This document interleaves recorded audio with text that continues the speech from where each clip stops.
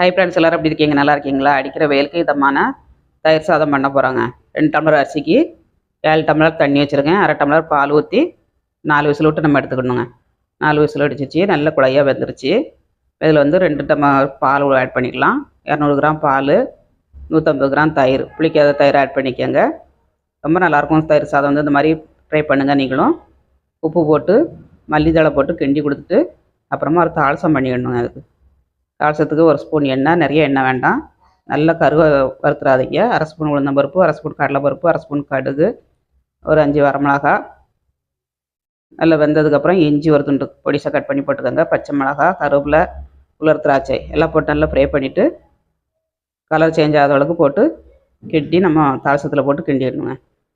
லாஸ்ட்டில் கொஞ்சோண்டு கேரட்டு போட்டு கிண்டி இறக்கணுன்னா சூப்பரான தயிர் சாதம் ரெடிங்க. வீடியோ பிடிச்சிருந்தால் லைக் பண்ணுங்கள். மீண்டும் நெக்ஸ்ட் வீடியோவில் சந்திப்போம். பாய்.